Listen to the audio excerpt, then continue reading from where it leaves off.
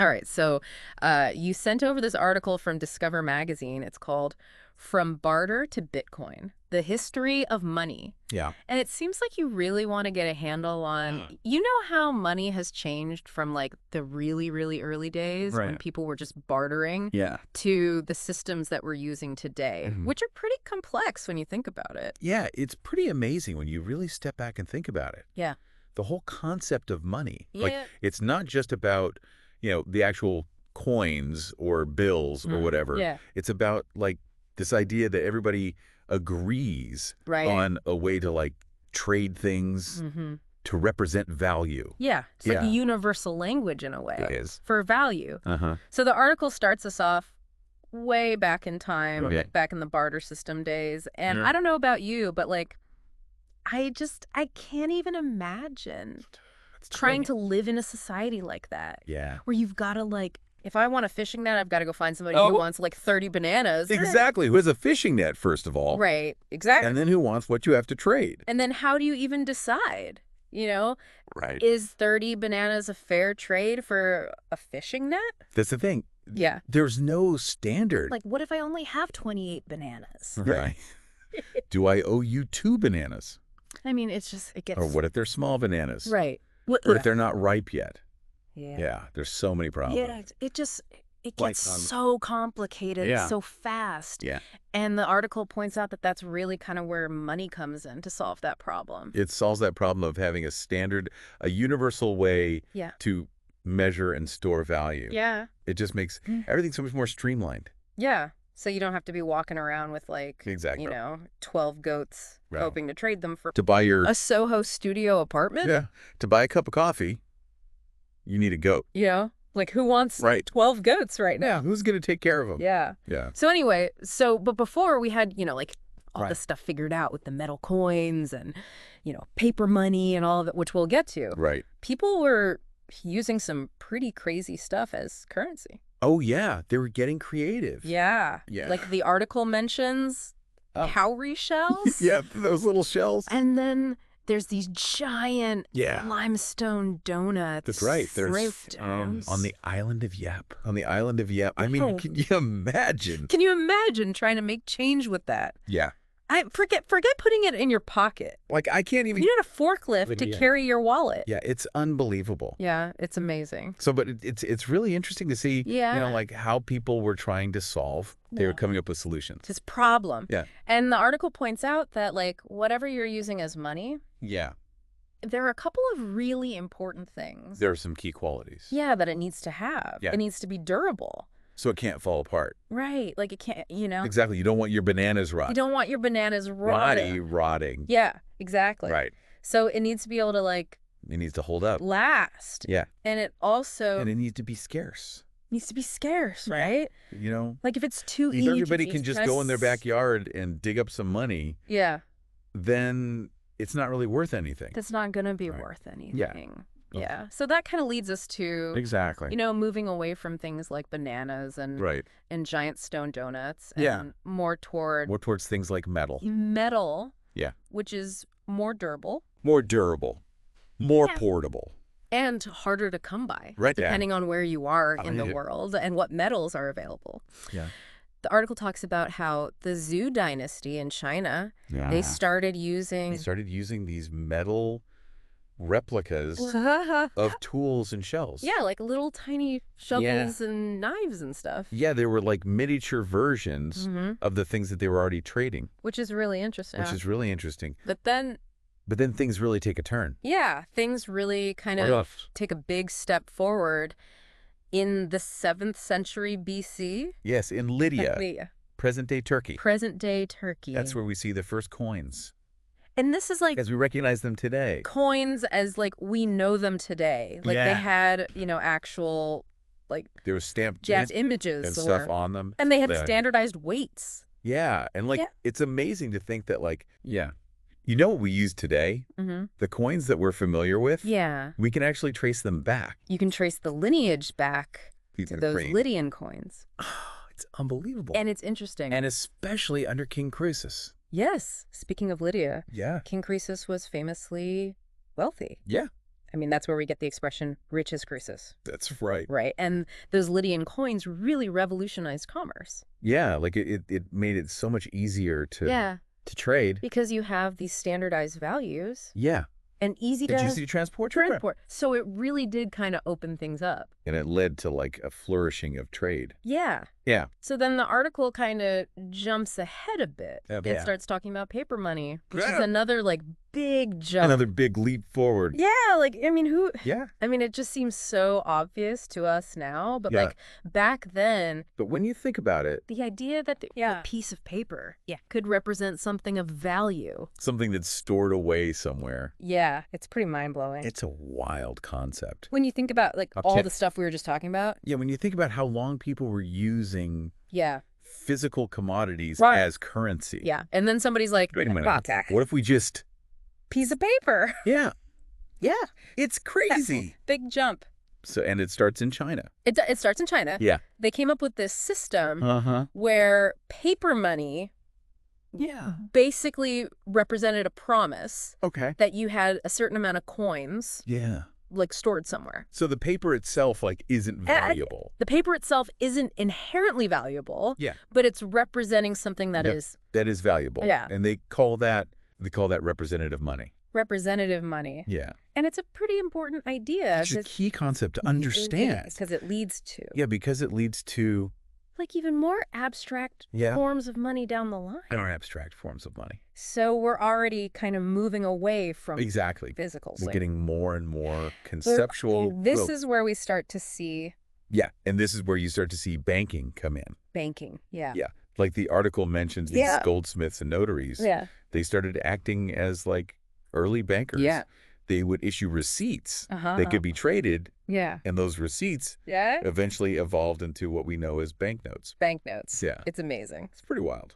So yeah, so we're moving more and more towards Yeah, we're moving away from the physical stuff. yeah, like the actual Yeah, tangible things. yeah, coins and stuff. Yeah. Moving more toward Paper, Yeah. which yeah. is obviously much easier to deal with. Yeah, way easier to It's more efficient. to Yeah. transact. Yeah. But even that system, you know, wasn't without its challenges. Of course not. Like the article talks about the gold standard Right. and how for a long That's right, time for a time. the value of different currencies Mm. was tied to the value of gold. It was tied to gold. Yeah. Like it's really interesting to think about. It's interesting to think about why that system. Oh, eventually it kind of broke down. Yeah. Why it didn't last. Yeah. I mean, it had its advantages. It did. Who like It provided stability to So- some yeah. extent, and it limited inflation. right. But, you know, as global trade got more and more complex, Uh-huh. the limitations of tying your currency Yeah. to a finite Yeah. physical resource Right. like gold Right. became really apparent. Like you just run out eventually. Well, yeah, and also, like, what if the value of gold fluctuates? Right. You know, then your currency is fluctuating too. Yeah. So it's not as Right. stable as it might seem at first. Exactly. So the world eventually moved away Right. from the gold standard, Yeah. and we entered this era of Yeah. what they call fiat money. Fiat money, which is basically That's what most of the world uses today. the countries are using now. And it's kind of strange to think about It is a little strange. that our money today Yes. isn't backed by Isn't really backed by anything. anything physical. It's just Yeah, like it's not value. connected to gold or silver or Right. anything like that. It's based on government decree Yeah. and public trust. Right, that's it. Yeah, like we all just agree. We all agree Excellent. that this dollar bill is worth something. Dollar bill is worth $1, Yeah. even though it's just a piece of paper. Even though it's just, Yeah, a fancy piece of paper. yeah, it's pretty mind-blowing. It's wild. When you think about it, like, Yeah. it really highlights It really shows you how much how much of our system of our financial system is built on relies on trust. trust. Yeah. But the article points out that this shift to fiat money Right. really set the stage It for set the stage a for digital the revolution digital revolution that we're seeing now. that we're in right now. Yeah. Because it's like It's like we were already we're starting. kind of I mean, moving away from yeah, right. the physical stuff. Exactly. So it makes it easier to think about money Yeah. as purely digital information. Yeah. And that brings us to Which brings us to, the rise of credit cards, yeah, credit cards, which is kind of like, which are kind of like a stepping stone. yeah, a Right. stepping stone to Yeah. even more. To even more digital forms. Correct. It's like we went from bartering to coins, to paper, to plastic, and now in the world of cryptocurrencies, which is where Bitcoin comes in, which the article really focuses on.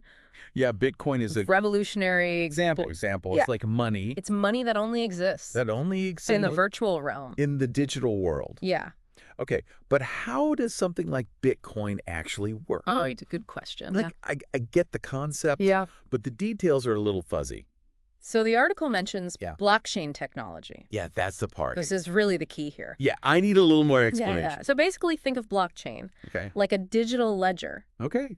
But instead of it being kept by one bank, it's shared by everyone. Everyone. On the network. On the network. Yeah. Wow. So it's a shared record that tracks every single Bitcoin transaction. That's ever been made. That's ever been made. Yeah. So it's like this massive public record. It's this massive decentralized record. Okay. So it's not like one bank or one central authority is controlling it. Controlling it? Yeah. It's distributed. It's distributed across this entire network. A whole network. Yeah. That's amazing. It is. And it makes it really hard to tamper with. Oh, boy. Yeah, because to change the record, you'd have to hack millions of computers simultaneously. Wow. Yeah. So it's incredibly secure. So that's one of the big advantages. This is one of the big advantages. Yeah. Like, it's incredibly secure. Yeah. And it's decentralized. So unlike our traditional currencies, Bitcoin isn't controlled. It's not controlled by any government. Or financial institution. It's just the network. Yeah. Yeah. Wow. So its value is determined? Its value is determined by market forces. Yeah. Supply and demand. And the trust. Of its users. Yeah, that's like it's a pretty big departure from the financial systems that we're used to. From the financial systems that we've been talking about? Exactly. I mean, that's that's a huge change. It's kind of a lot to wrap our heads around. It is. There's a lot to unpack there. Yeah.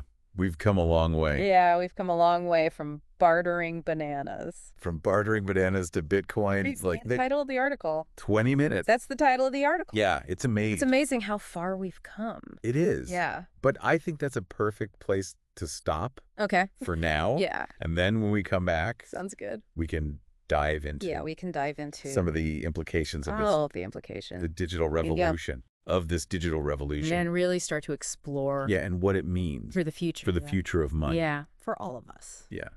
So we'll see you next time. That sounds good.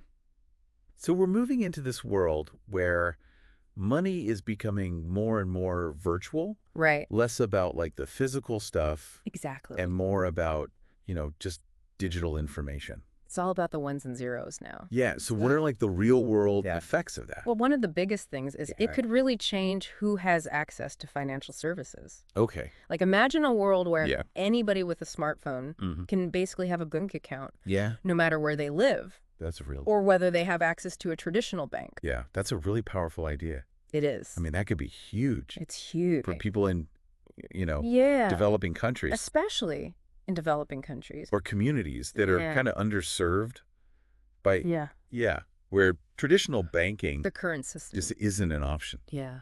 Yeah. Digital currencies could really give people more control over their own finances. But of course, like any new technology, there are going to be risks too. Of course, there are always risks. Yeah. Like security is a big one. Yeah. The article mentioned like fraud and stuff like that. Cybersecurity becomes really, really important in this kind of world. Because, I mean, we've already seen with like online banking and all that stuff. That there are always people. There are people. Trying to find ways to exploit the system. Yeah, who are trying to take advantage. Right. So it seems like it's this balancing act. It is a balancing act. Yeah. You've got the potential for good. Yeah. But you've also got the potential for bad. So how do we make sure that the good outweighs the bad? Well, it's going to take a lot of effort. Yeah. I mean, you need strong regulations. Yeah. You need countries to work together. And you need technology to keep getting better. And I guess education, too. Absolutely. Education is key. Yeah. Like, people need to understand how this stuff works. Yeah. How to protect themselves. Yeah, how to stay safe. Right. Yeah, so the article also talked about how these digital currencies could affect governments. Right. Like their ability to kind of control. Yeah, that's a big one. This economy. Yeah, because traditionally central banks have had a lot of power. Right. They can control how much money is out there. Yeah. They can set interest rates. But with these cryptocurrencies. But with crypto, yeah, it's different. It's not centralized. It's not centralized. So are you saying that so it's possible governments might lose? That governments could lose some of their power? Some of their influence? I mean, what would that even look like? Well, some people think it could be a good thing. Yeah. They think it could lead to more financial freedom. Okay. And more innovation. Uh-huh. Because if central banks have less control, then new systems can emerge. But other people are like, wait a minute. But others are worried about instability. Right. Though. What if things get... what if things get too volatile? Yeah, too unpredictable. Yeah, because if governments lose their tools for managing the economy, then things could get out of control. Yeah, it's interesting. Yeah, it's a complex issue. Yeah, it's like all... There's a lot to consider. Another layer of this. Yeah, it's not just about... the revolution. How we pay for things. Yeah. It's about who has the power. It could change everything. It could change the whole system. And it's not just governments that are affected, like businesses. Businesses are having to adapt, too. Yeah. I mean, some companies are already... Yeah. The article mentioned that... Accepting crypto as payment. Yeah. And I guess we're also going to sue. Yeah, and we're going to see new business models that are built on blockchain. Wow. Yeah, it's a whole new world of possibilities. That's a lot to take in. It is a lot to take in. It feels like we're just scratching the surface. We're just at the beginning of this whole digital revolution. So what's next? Well, I think we need to keep an eye on how governments react to all of this. Okay. Are they going to embrace it? Yeah. Or are they going to try to shut it down? Right. And what about the banks? Yeah, what about the banks? Like, are they going to adapt? Are they going to get on board? Or are they going to become obsolete? Or are they going to be left behind? Yeah. And of course we need to see. How the technology itself develops. How the technology keeps evolving. Yeah. What new things will they come up with? Yeah. It's exciting to think about. It is exciting. But also kind of overwhelming. It is a little overwhelming. Yeah. Because it feels like... It feels like we're on the edge of... There are so many... Something really big. Possibilities, both good and bad. Both good and bad. So as we kind of wrap up this part of the conversation, what do you think are like the biggest benefits and the biggest risks of this whole digital revolution? That's a big question. It's amazing to think we started with like bartering bananas. Yeah. And now we're talking about like... Now we're talking about the future of money. The future of money. Yeah. It's pretty wild. Yeah. So as we kind of wrap things up here, what are your biggest takeaways from all of this? I think for me, it's really about trust. Trust? Yeah. Like throughout history, every time there's been a big change in how we use money, people have had to take a leap of faith. Right, like think about those first people who used paper money. Yeah, they were basically trusting that piece of paper actually meant something. Yeah, that it represented actual value. A real value that was stored somewhere. Yeah, and it's the same thing with crypto today. Exactly. It's about trusting the technology, trusting the network. Trusting the people who are using it. And the trust is really fragile. Yeah. History's full of examples of like financial crises and scams where people lost trust. And when that happens... the whole system can collapse. The article talked a bit about like this debate over whether crypto is ultimately like a good thing or a bad thing. Yeah. Are we headed towards utopia? Yeah. Or are we headed towards dystopia? Right. Because there are definitely strong opinions. There are definitely strong opinions on both sides. Yeah. And it seems it really depends on... I think it comes down to how we use it. How we manage it. How we regulate it. Yeah. Wow. All of that. So the article ends with this quote. Okay. That's really stuck with me. It says that money is no longer tied to a single country. To a single country. Or government. Or a single government. So like, what does that even mean? I mean, that's a big question. Yeah. Like, what does that mean? For the future of global finance. For the future of the world. Yeah. I mean, could we be moving towards like a single global currency? A global currency that everybody uses. Like, what would that do to international relations? It's hard to even imagine. Yeah, it's mind-boggling. It's mind-boggling. And it's not just about, like, the money itself. It's about power. Yeah, like if money becomes... Yeah, who controls the money? More and more virtual. Who controls the world? Yeah. So if we're moving to a system where money isn't controlled by any one country... Yeah, who's in control? Who's in control then? That's a great question. Yeah, that's a big question. And honestly, I don't know. Yeah, nobody knows. If anyone has the answer to that. We're all just figuring it out. Yeah. Yeah, it's like we're in the middle. As we go along. At this huge... It's a grand experiment. Yeah. And we don't know how it's going to turn out. Yeah, but it's exciting. It is exciting. And terrifying. It's exciting and terrifying. All at the same time. But I think that's a good place to leave it for today. Sounds good. We've gone from bartering bananas. Yeah, all the way to Bitcoin. Bitcoin. Yeah. It's been a wild ride. It has been a wild ride. And it's just amazing to see how... It's amazing to see how far we've come. Human ingenuity. Yeah. And our need to And our need to trade. Trade and exchange value. Yeah. That's shaped... the world. The world. Yeah. So we've learned that money is constantly changing. Money is always evolving. And that the future of finance... the future is being written. Is being written right now. Right now. So as we wrap up this deep dive, what stood out to you the most? I think what really struck me is that... Money is ultimately a social construct. Okay. It's all about shared beliefs and systems of trust. Right. Like, it doesn't really matter if it's cowrie shells or gold coins. Yeah. It's all about whether we agree that it has value. That it has value. Yeah. That's a great point.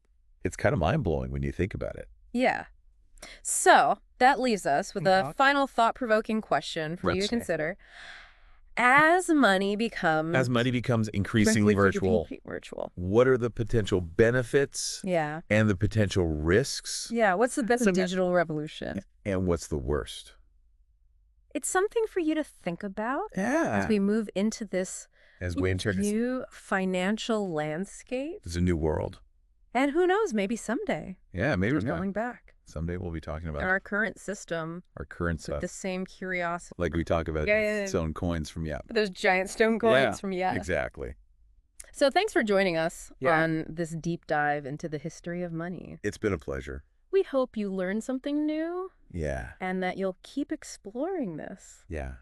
It's a fascinating topic. Yeah, it's a fascinating topic. On your own. There's always more to discover. So until next time, keep those brain cells firing. Stay curious.